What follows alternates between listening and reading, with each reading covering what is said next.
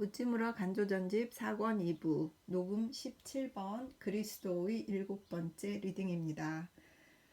잠깐 기도드리겠습니다. 주님 은혜를 감사드립니다. 심하게 비가 오더니 또 해가 쨍쨍 나서 또 아름다운 세상이 밝아지고 새들이 노래를 하는 귀한 오후입니다.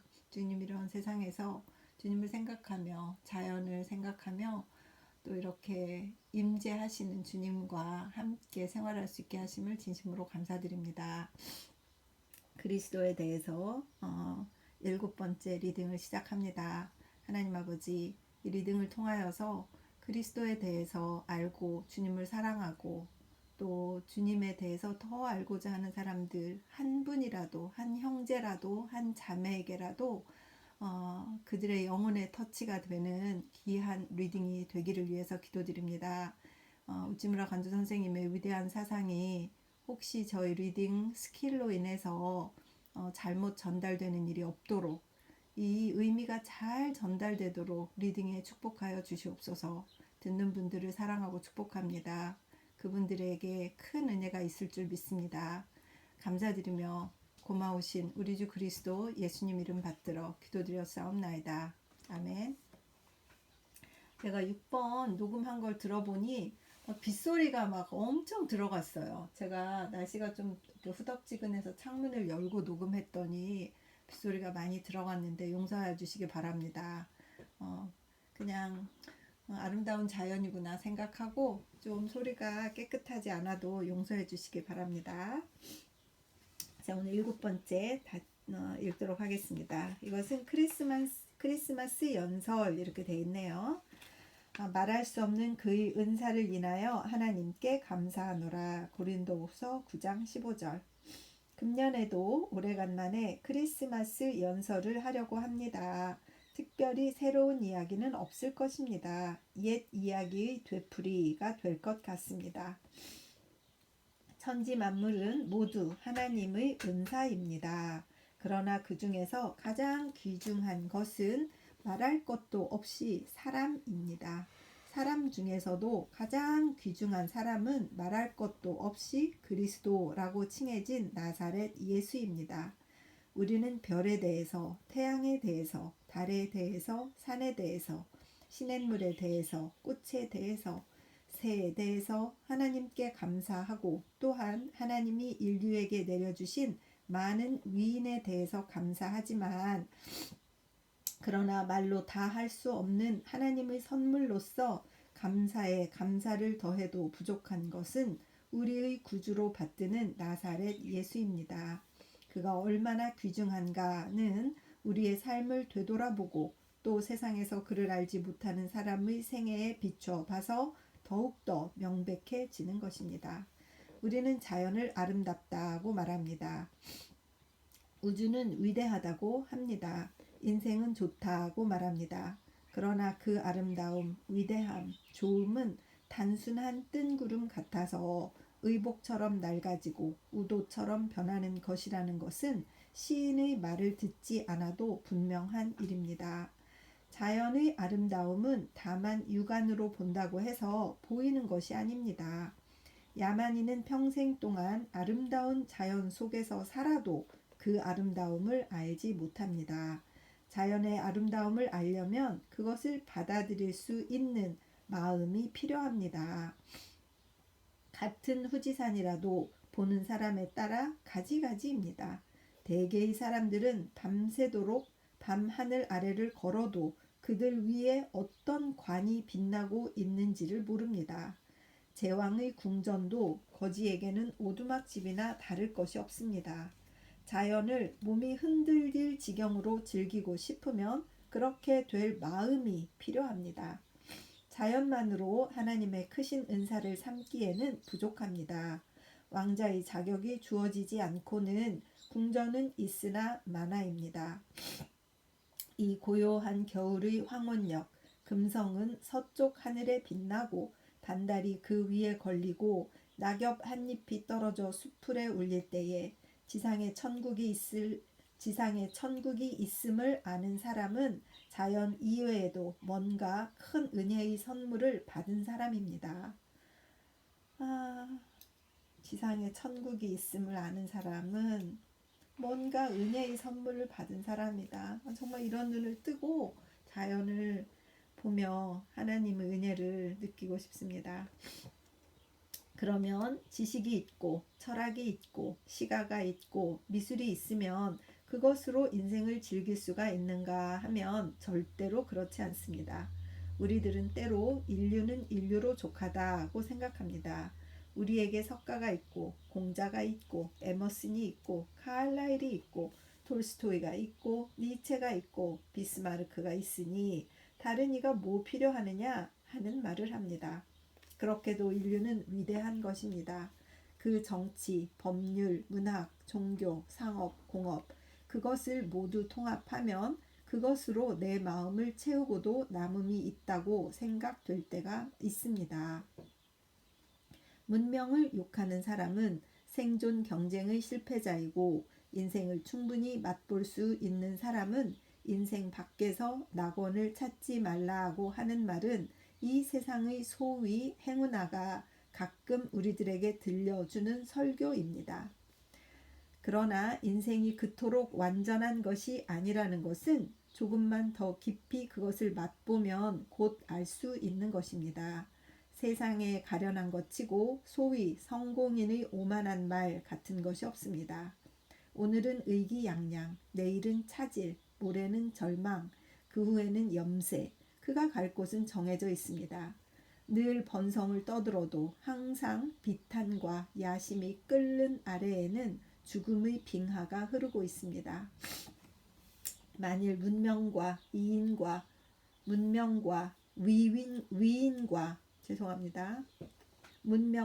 위인과 교제와 문예와 정치와 실업이 인생의 전부라면 적어도 인생을 진정하게 생각하는 사람은 단도나 독배로밖에 갈 수밖에 없다고 생각합니다. 여기에서 우리는 하나님께 특별히 감사드릴 말로 다 할 수 없는 하나님의 선물이 무엇인지를 알 수 있는 것입니다. 그것은 금전이 아니라 보석이 아니라 아마존의 평원이 아니라 로키의 산맥이 아니라 또한 전차가 아니라 기차 기선이 아니라 헌법이 아니라 교회가 아니라 그러면 사람들이 숭배해 마지 않는 많은 위인들인가 하면 그렇지도 않습니다. 우리는 각자 다른 것에 의지할 것 없이 자기 혼자로서 족한 것을 가지는 사람입니다. 미술에 대한 지식이 없는 사람에게 라파엘로나 렘브란트는 아무 쓸모가 없습니다. 에머슨과 카를라일이 아무리 위대해도 우리 민족의 대다수에게는 없는 것과 같습니다. 그렇지. 아이고 그 막 아무리 위대해도 모르는 사람은 모르는 거죠.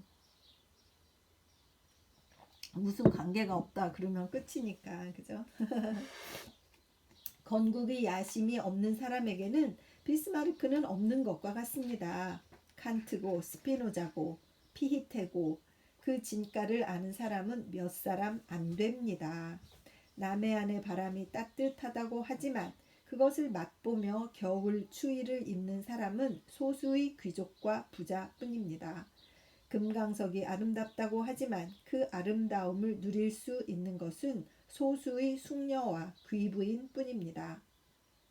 하나님의 최대의 선물은 이렇게 편파적인 것이어서는 안 됩니다. 모든 사람에게 모든 경우에서 혜택을 줄 수 있는 것이어야 합니다.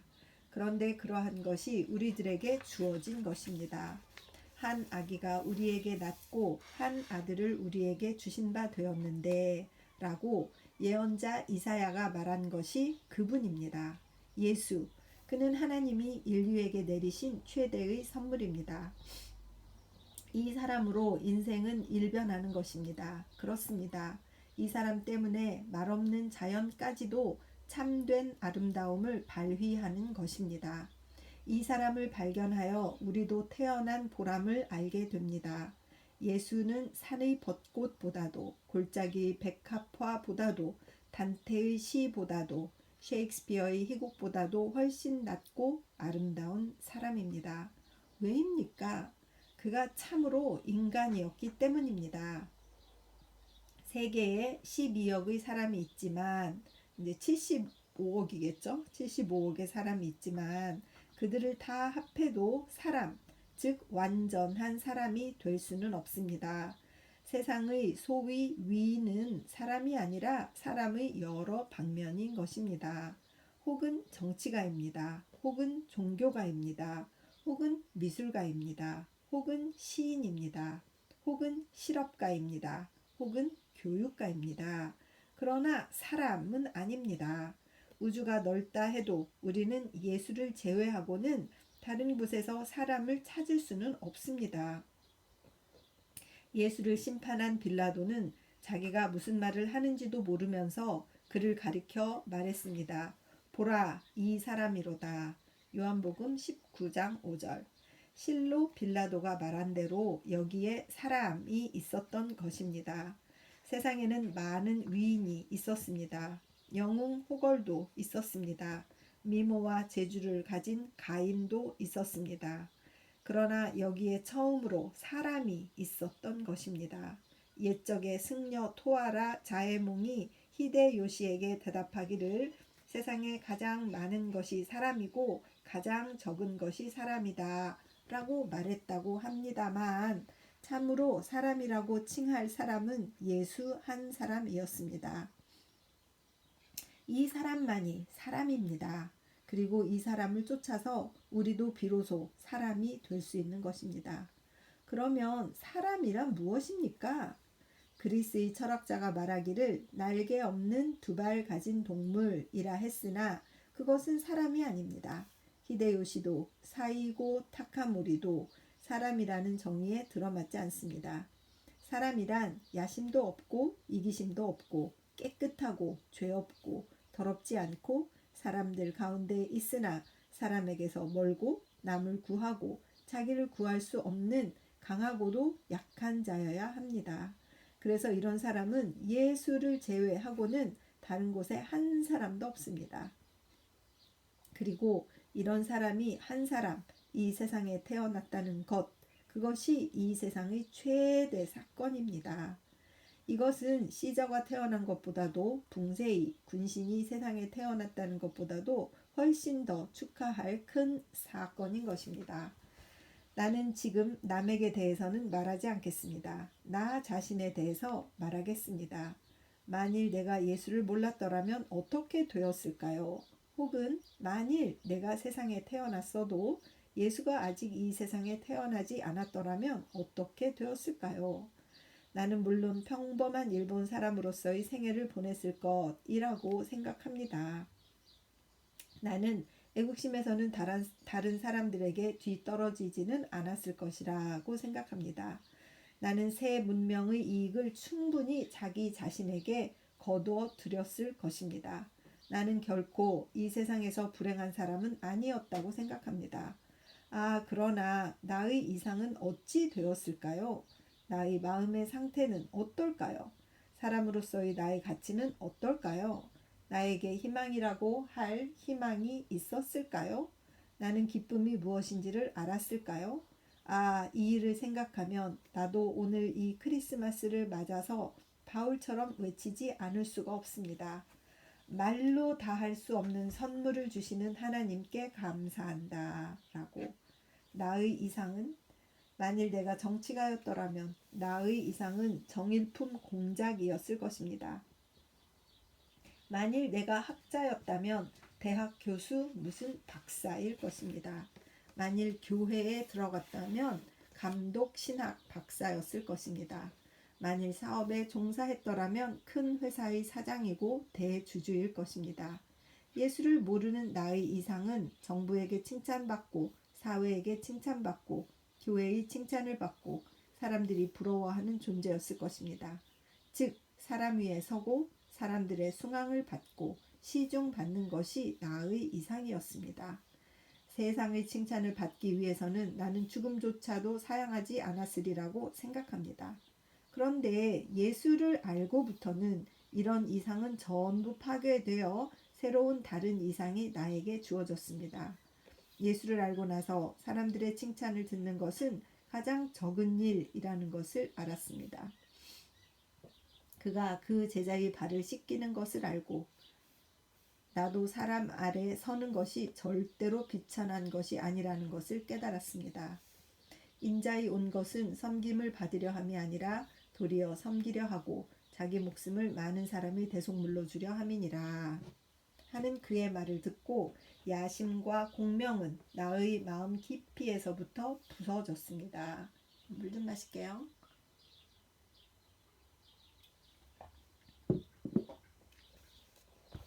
사람의 섬김을 받는 사람이 되려던 나의 청년 시대의 이상은 사람을 섬기는 사람이 되려는 이상으로 변했습니다.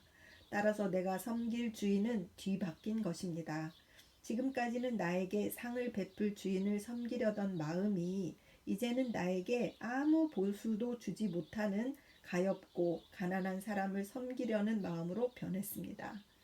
만일 땅 위에 하나님의 대표자가 있다면 그것은 권력을 쥐고 사람 위에 선 왕후 귀족과 같은 사람이라고 생각했던 나는 예수를 알고부터는 이것을 가난한 사람, 의를 위해서 박해당하는 사람, 정부와 사회의 미움을 받는 사람 가운데에서 찾게 되었습니다.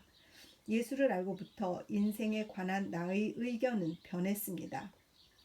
상하전도란 이것입니다.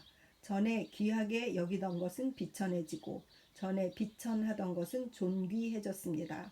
이것을 칭하여 conversion이라고 하는가 봅니다. conversion은 개종이 아닙니다. 회전입니다. 서쪽으로 가려던 사람이 동쪽으로 가는 것입니다. 성인의 전기를 읽어도 세울 수 없었던 나의 야심을 예수는 쉽게 세우시고 이것을 새로운 하늘로 방향을 바꿔 주신 것입니다. 또 예수가 나에게 베푸신 이상한 일이 있습니다. 그것은 그가 나의 적개심을 없애버린 것입니다. 일본으로 태어난 나는 복수하는 것은 결코 나쁜 일이 아니라고 생각했습니다. 나의 도덕이라는 것은 원수가 있고서의 도덕이었습니다. 나라의 적, 집안의 적, 나의 적 이런 식입니다. 원수에 대해서 용감하고 원수에 뒤지지 않고 원수에게 망신당하지 말고 나의 도덕은 원수를 대상으로 한 도덕이었다고 해도 좋은 것이었습니다. 그래서 전쟁은 나의 도덕의 일부분이었습니다. 그렇지요. 그 대부분이었습니다. 나는 대개 사람을 사랑하는 것에 대해서는 생각하지 않았습니다. 원수를 미워하는 일에 대해서 생각했습니다. 나의 생명은 적과 상대해서만 존재했던 것입니다. 그런데 예수를 알고부터는 이런 태도가 일변했습니다. 나의 도덕은 원수 없이도 있는 것이 되었습니다. 어떻게 사람을 도울까? 베풀까? 어떻게 모든 사람들과 사귈 것인가? 어떻게 그들의 우정을 살까? 하고 매일 생각하게 되었습니다. 그래서 적개심을 잃은 나는 군사에 대해서 전혀 취미를 잃어버렸습니다. 따라서 오늘까지 즐겨 읽었던 전쟁 기록 같은 것은 전혀 흥미가 없어졌습니다. 무전신현이라든가 상삼겸신이라든가 가등청정이라든가 소서행장이라든가 전쟁 밖에는 한 일이 없는 인물은 나의 존경을 끌지 않게 되었습니다. 그들 대신에 나는 니노미야 손또꾸라든가 상삼응산과 같이 사람을 돕기 위해서 힘을 다한 사람들에 대해서 읽고 배울 마음이 일어났습니다. 전쟁사로서의 역사는 전혀 싫어졌습니다. 그 대신 평화사, 산업사, 행복 증진사로서의 역사가 몹시 흥미 있어졌습니다. 그래서 이렇게 적개심이 없어졌기 때문에 나에게 용기가 없어졌는가 하면 절대로 그렇지 않습니다. 물론 원수를 넘어뜨리려는 용기는 없어졌습니다. 그러나 그 대신 더 귀중한 용기가 일어났습니다. 즉 자기의 확신을 유지할 용기가 생긴 것입니다. 아니, 예라고. 아니는 전 국민이 나에게 반대해도 아니요. 예는 고륙 형제가 모두 아니라고 말해도 예입니다. 자청해서 원수를 만들지 않고 또 공격하지 않는다 해도 하나님이 나의 마음에 쌓으신 신념의 성은 전 세계가 일어서서 공격해 와도 내놓지 않을 결심이 예수를 알게 된 이후에 나에게 생긴 것입니다. 나는 또한 예수로 말미암아 사람은 미워하지 않아도 불의는 미워하는 마음이 강해졌습니다. 의분이란 진정한 의미에서 내가 예수에게서 배운 것입니다. 예수가 분노의 모습을 나타내신 것은 제자들이 어린이들이 그에게로 오려는 것을 금했을 때 마가복음 10장 14절이었던 것을 알고 나는 분노가 어떤 경우에 일어나야 하는지를 알았습니다. 예수는 또한 나에게 노동의 귀중함을 가르쳐 주었습니다. 게으름은 특권이 아니라 큰 죄악임을 가르쳤습니다. 지금까지는 농부, 상인이라면 일하기 때문에 비천한 사람, 귀현 신사라면 일하지 않고 놀고 먹기 때문에 귀인이라고 생각했던 나는 예수를 알고부터는 귀천의 관념이 바뀌었습니다. 일하지 않는 귀족은 비천한 사람, 일하는 천부는 귀인이라는 생각은 내가 예수와 가까워질수록 일어나는 관념입니다. 노동은 신성하다는 말은 이제야 어떤 문학인이라도 주장하는 바이지만 그러나 이것은 예수에 의해서 처음으로 세상에 전해진 관념인 것입니다. 그리고 그것이 얼마나 귀중한 관념인가는 스스로 예수를 접하지 않는 이상 알 수 없는 것입니다. 예수를 알고 나의 즐거움에 대한 관념이 일변했습니다.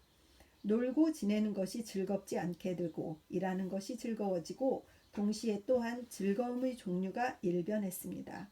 경마를 보고 즐기는 즐거움, 씨름을 보고 즐기는 즐거움, 인생의 희로애락이 무대 위에서 연출되는 것을 보고 즐기는 즐거움은 나에게서 전혀 없어졌습니다. 그 대신에 살고 있다는 그 자체가 큰 즐거움으로 느껴지게 되었습니다. 해가 뜨는 것, 해가 지는 것, 풀이 무성한 것, 그것이 시드는 것, 새들이 수풀에서 지저귀는 것, 고기가 물속에서 노는 것, 어머니가 어린아이를 기르는 것, 아버지가 들에서 밭을 가는 것, 이것을 보고 또 이것을 듣고는 다시 없는 즐거움을 느끼게 되었습니다. 혼자 들판에 나가서 감자의 잎이 바람에 흔들리는 것을 볼 때에 유명한 배우가 무대에서 연기를 하는 것을 보는 것보다 더한 즐거움이 있습니다. 예수를 알고는 평범해 보이던 이 세계가 흥미진진한 대극장이 되는 것입니다. 그리고 이것이 절대로 적은 은혜는 아닙니다. 그러나 예수로 말미암아 얻은 것은 결코 이 세상에 그치지 않습니다. 그를 알지 못했던 나는 야심은 끊었으나 가장 가련한 사람이었습니다. 나의 용감한 얼굴 밑에는 큰 슬픔이 있었던 것입니다. 그렇습니다. 내가 슬픈 시로 한탄한 것도 실은 이러한 슬픔을 감추기 위해서였습니다. 내가 생명을 아끼지 않았던 것은 죽음을 두려워하지 않았기 때문이 아닙니다. 나는 생명의 가치를 몰랐기 때문에 그것이 아깝지 않았던 것입니다. 살 보람이 없었기 때문에 죽는 것도 별로 슬프지 않았습니다. 용기라고는 하나 사실은 절망이었습니다. 자포자기였습니다. 죽는 편이 살아있는 것보다도 낫기 때문에 죽음을 두려워하지 않았던 것입니다. 살아도 암흑이요 죽어도 암흑이기 때문에 죽어서 무감각의 암흑으로 들어가려고 했던 것입니다. 예수를 알지 못하는 사람의 용기는 이런 것이어서 실은 결코 귀중한 것은 아닙니다. 그리고 나 자신도 한때는 이러한 금수와 같은 용기를 가졌었습니다. 그러나 예수를 알고부터는 현세도 미래도 밝아졌기 때문에 삶도 죽음도 귀중해졌습니다. 죽음은 그 두려움을 벗진 못했으나 그러나 생명의 끝장은 아니라는 것을 알게 되고 더욱 큰 생명으로 이르는 분으로서 그것을 기다리게 되었습니다. 이 세상의 똑똑하다는 사람들이 백치의 꿈이라고 비웃는 내세의 사실 중의 사실이 되었습니다. 다시요. 이 세상의 똑똑하다는 사람들이 백치의 꿈이라고 비웃는 내세는 사실 중의 사실이 되었습니다. 조사 하나가 큰 내용을 바꾸는 거라 다시 읽었습니다.